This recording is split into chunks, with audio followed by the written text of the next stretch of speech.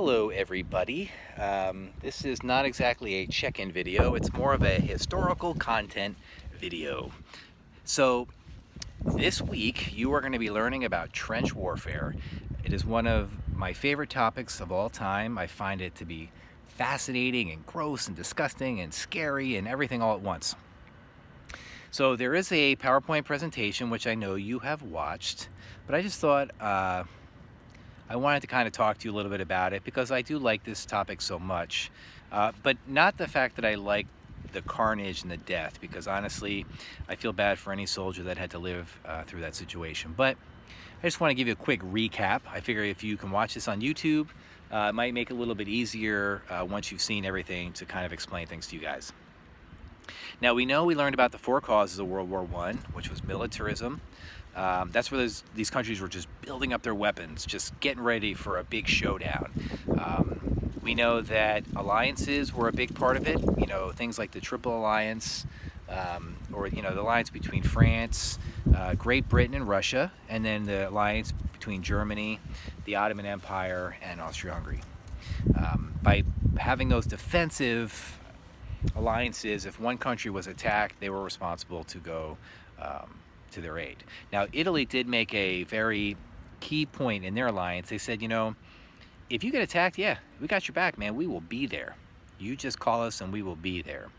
However, if you go out and pick a fight, we're just going to act like we don't know you. Just so we're on the same page. So Germany agreed, and then as soon as everything came down, Italy was like, yeah, I'm out anyway. I'm going to go to the other side. I think they're going to win this war. So not very cool, but I guess they chose the good side, I suppose. I don't know. We have imperialism. This is mainly focusing on Africa. There was like this huge land grab. All these countries were taking over African nations, and they felt that they still wanted more. There's definitely a greed factor. So because of that, they were willing to go to war in order to get more land. The last one is nationalism, and that's just that feeling of, hey man, I'm better than the rest of you. You don't look like me, you're not as good as me, you don't sound like me. We're the superior country, and we should take you over because we are better. If a lot of people have that mentality, well, there can only be one best, right? So the only way you can prove it is in war. Now, as Ms. Pickle had talked about, when the Archduke Franz Ferdinand had gone down to Bosnia, he was assassinated by a terrorist named Gavrilo Princip. He killed him and his wife Sophie, which is obviously very sad she was killed, because in reality, her and her husband couldn't really be out in public very much, and this was their wedding anniversary. It was a gift for her. And unfortunately, she was pregnant as well, so it was just sad all around. And some historians believe that out of all the people who could have given, Bosnia what they wanted, they actually killed that one man in Archduke Franz Ferdinand. But here we are. Austria-Hungary was like, you're going to do this or else. And Serbia had agreed to almost everything, except like some small details, and Austria-Hungary was like, nope, we're going to war. So as soon as they declared war on Serbia, that was it. All the alliances kicked in, it was game on. Now, so here's a question. Each side, they have a plan. What are they going to do? How are they going to fight? Germany decides, we're going to be smart. We're going to go through Belgium, and we're going to attack France. They're never going to see it coming. 40-something days, boom, they'll be done. And then we'll go fight Russia. We'll beat them. Game over pretty fast. That didn't work out. So what ended up happening is both sides were like, if we advance too fast, we're going to be surrounded. So you know what? Let's just dig in. Everybody dig a hole. So both sides started digging holes, and then they realized they weren't moving. So they started getting smart, and they started connecting them. And these are referred to as trenches. Now, in between these trenches is something called no man's land. If you've ever seen Wonder Woman, she climbs out, goes across no man's land, and just kicks butt. But clearly, we're not all superheroes. We can't do that. So they dig in these trenches. Great Britain and France were like, this war will be over fast. Just dig a hole. They didn't put any wood on the bottom. They didn't make it really that secure. And then when it rained, it was like they were just getting mud piles, and their feet were getting wet, and they were getting diseases. It was terrible. Germany was like, hey, man, let's get electricity. Let's get some wood down. They were doing all the right things to make sure that their soldiers were in good shape. So now most people thought, hey, this won't take too long. 4 years later, they're still in the same trench fighting the same battle. So what is it like in these trenches? You have something called trench foot. So if your feet get really wet, you can get a fungus on them if they don't get a chance to dry. And unfortunately, many soldiers had to have their feet amputated because of it went gangrenous. It was disgusting. They had to deal with lice, ticks, just the smell, because it's not like in your house where like, yeah, I'm gonna use the bathroom, just pause the movie, and you go in, you use the bathroom, and maybe you spray a little potpourri or a little Lysol, shh, you're good to go. No, these guys were going in the trenches and just leaving it. So just imagine that smell. I mean, I know when my dog goes, watch out. So there were also rats. So we have a dog. He's like a 90-pound dog. He's kind of a fatty. But I can't even fathom like owning a cat, like one of those big fluffy type cats, and you're like, oh, look at the kitty, and then you find out it's a rat. Rats were everywhere in the trenches. It was disgusting. I'm sure they were potentially spreading diseases, but they were eating on all the dead bodies and then reproducing, and there was more of them. I mean, it's just like everywhere. It was disgusting.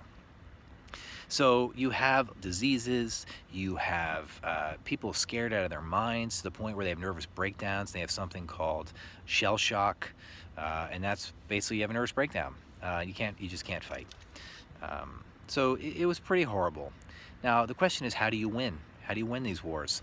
So the only way you can win is to do something called going over the top.